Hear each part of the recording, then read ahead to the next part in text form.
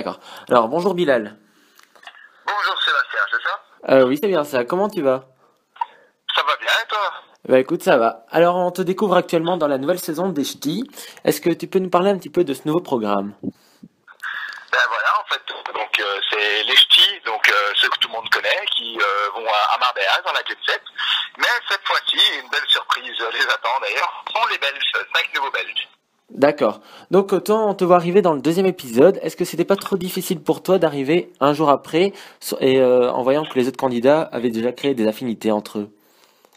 Bien, en fait, c'est vrai que quand je suis arrivé, j'ai eu une petite appréhension en me disant que voilà, certains se connaissaient sûrement déjà. Oui. Après moi, les ch'tis, je ne les connaissais pas du tout, vraiment aucun du tout, aucun, donc je ne savais même pas qu'ils étaient déjà potes entre eux ou quoi que ce soit. Voilà, mais sinon moi je suis quelqu'un de très social, donc c'est pas très difficile pour moi de me faire des amis. Donc dès que je suis rentré, je me suis marré directement un peu avec les autres, j'ai mis directement mon caractère, on va dire en prime, comme ça les autres voyaient un peu à quoi je ressemble et franchement ça a été très vite, hein. Ça a été très très très vite. Hein. C'est vrai. Je suis fait pote avec beaucoup, hein. Très vite. C'est vrai. Voilà, aucun problème. C'est exactement ça, on l'avait remarqué. Alors, dès que tu es arrivé, on a vu directement que tu avais eu un coup de cœur pour Adixia. Est-ce que tu peux nous en parler un peu? Oui, maintenant que c'est passé, oui, je peux vous en parler. Donc voilà. Oui, quand je suis arrivé, c'est vrai que le coup de cœur, c'est peut-être un peu exagéré. Voilà, c'est juste que voilà, Adixia, c'est un peu mon style de fille. Donc je suis rentré, j'ai vu Adixia, oui, c'est la fille pour moi qui a directement, qui a comment dire, directement été la fille pour moi la plus belle de la maison. Oui. Après voilà, je ne la connaissais pas non plus intérieurement, voilà, oui bien sûr que je la drague, mais en la draguant j'apprends à la connaître aussi, donc on verra par la suite comment ça se passe avec elle quoi. Et Parce est-ce que, que oui, c'est vrai qu'Adixia est mon style de fille, mais après on verra bien si elle a le caractère qui suit quoi. et est-ce que ça ne te posait pas de problème qu'elle était en couple déjà et que tu le savais qu'elle était en couple? Mais en fait moi j'ai un moyen de fonctionner, voilà. Si maintenant la personne est en couple, mais que je ne connais pas la personne, alors je m'en fous, oui, j'essaie de la draguer. Après, voilà, si la fille se met avec moi, c'est qu'avec son gars à la base, ça allait pas. Sinon, elle se mettrait pas avec quelqu'un d'autre. Après, voilà, si maintenant c'est un pote à moi et que je connais, par exemple, voilà, si c'est sa copine et que je connais le gars, jamais je draguerai la copine d'un pote, ça c'est hors de question. Donc voilà, à ce moment-là, et d'ailleurs, Adixia ne pourrait même pas me critiquer par rapport à ça, vu que Adixia, quand elle s'est mise avec Paga, il était déjà avec une autre fille. C'est vrai. Voilà, donc on en apprend. Alors, ici, dans les prochains épisodes, on va voir que Vanessa va arriver et on a pu te voir dans les extraits que tu disais qu'elle était jolie. Aujourd'hui, si tu devrais faire un choix entre Vanessa et Adixia, pardon, vu que tu les connais un peu mieux, laquelle choisirais-tu et pourquoi? Eh bien, en fait, voilà, moi j'ai aussi des critères de sélection dans les filles. C'est vrai que Vanessa, elle est très jolie, hein. Elle est bien foutue, elle est sympa, tout ce qu'on veut, mais voilà, moi c'est les blondes aux yeux bleus, malheureusement. Après, voilà, Vanessa, comme tout homme, voilà, tout le monde la trouve canon, il faut être honnête, c'est un canon sur pattes, mais moi c'est blonde aux yeux bleus, absolument. D'accord. Alors, on peut voir également dans dans ces premiers épisodes, pardon, que tu crées une belle affinité avec Jo le Belge. Et aujourd'hui, sur les Ouais. réseaux sociaux, on voit qu'elle est encore d'actualité. Est-ce que tu peux nous parler un peu de cette amitié? Ah, ouais, moi les jeux de base, c'est vrai qu'au début, ça n'a pas été directement allez, comment dire, l'amitié. Le coup de cœur, il était là dès le début. Dès que je l'ai vu, je me suis dit, putain, ce gars-là, il me rappelle un peu moi quand j'avais 19 ans, et il déchire, quoi. Donc voilà. Et après, par contre, j'ai vu qu'il était très, encore un peu immature. Et avec l'aventure, en fait, en fonction de l'aventure, il a évolué. Il est devenu de plus en plus mature, et dans l'aventure, c'est devenu comme un frère. Et là, maintenant, aujourd'hui encore, on se parle tous les jours, que ce soit sur Facebook, Twitter, on s'envoie des photos, des messages. Quand on sort en boîte, on sort ensemble en boîte. On a fêté mon anniversaire ensemble. Donc voilà, donc ouais, c'est vraiment, c'est une grosse amitié qui a commencé entre lui et moi. Et même s'il habite à une histoire de 100 et quelques kilomètres de chez moi, on se voit tous les week-ends, quoi. Ah, mais ça va. Ah ouais, c'est vrai, c'est pas... C'est vrai que vous les Français, pour la distance, c'est autre chose. Hein. Vous, quand vous avez un pote dans le sud, c'est la merde. Hein. C'est très bon, 6 heures. C'est vrai.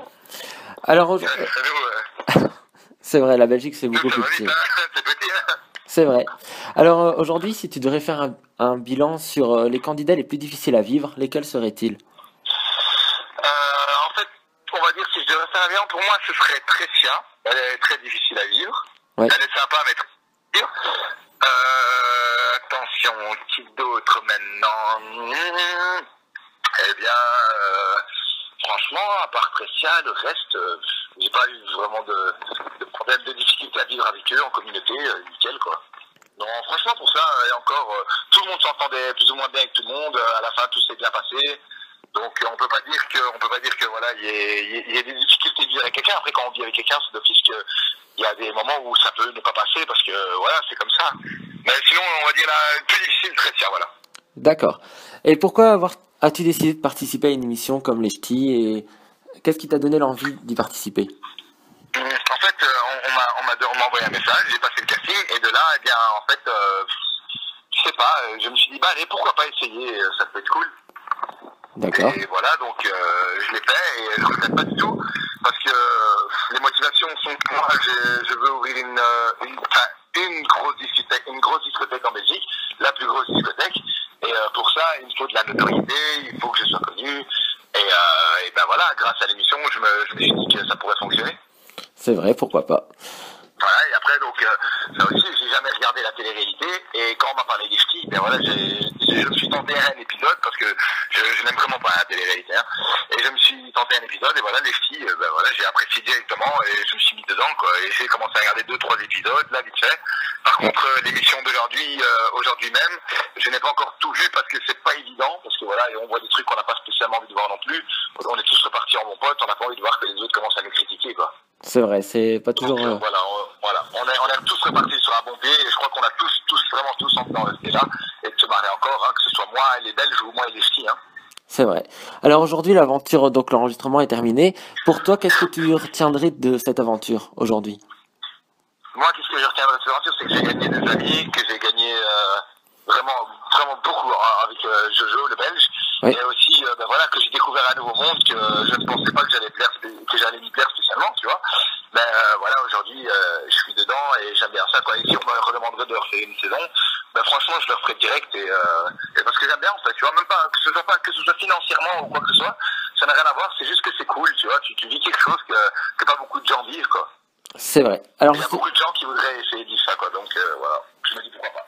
Alors justement, tu en parlais, donc on peut voir qu'il y a l'émission sur les Marseillais, sur les Ch'tis. Est-ce que tu penses par la suite, est-ce que tu aimerais participer, par exemple, si M6 ou W9 créerait le concept, une émission rien que sur les Belges? Ah oui, bah, moi, c'est ce que je vois le mieux, en fait, c'est parce que voilà, les Ch'tis et les Belges, ça a été, voilà, parce que on ne pouvait pas faire une émission que les Belges directement, vu que, allez, on n'est pas connus, on est personne, on était personne, enfin voilà. Donc c'était pas évident de faire une émission que les Belges. Après, voilà, je pense que W9 a voulu faire un test, parce que voilà, il y a toujours eu un ou deux Belges par-ci, par-là, mais c'est la première fois qu'on a 5 Belges, je crois, dans une nouvelle émission de télé. Et ils ont vu que, voilà, ensemble, on est très forts tous ensemble, hein. On est un peu comme les Ch'tis à leur début, on s'éclate à mort, on fait la fête, on est une famille, alors qu'on se connaissait pas du tout presque avant l'aventure. Donc voilà, je pense que maintenant, avec le temps, je pense que s'ils devraient lancer les Belges, je crois qu'ils y penseraient vraiment, parce que voilà, je pense qu'ils savent que ça fonctionnerait. Après, il faut voir si en France, les Français accrochent avec les Belges, ça c'est différent. Et il faut pas oublier qu'aussi, il y a déjà les Marseillais, il y a déjà les Ch'tis, et si on rajoute en plus les Belges, ça fait beaucoup. Il faut voir si on est apprécié, en fait, c'est ça le truc. Si on est apprécié, je pense qu'ils le feront. Bah, je pense que, vu quand je vois un peu vos messages, pour l'instant, vous êtes quand même apprécié. Est-ce que tu reçois beaucoup de critiques, justement, par rapport à ça? En fait, oui, je reçois, je lis pas tout parce que voilà, c'est quoi, si je commence à lire toutes les critiques, demain je vais me pendre, hein. Ouais, je fais attention à tout ce que les gens me disent, voilà. Les gens, ils critiquent par rapport à mon comportement avec Alexia.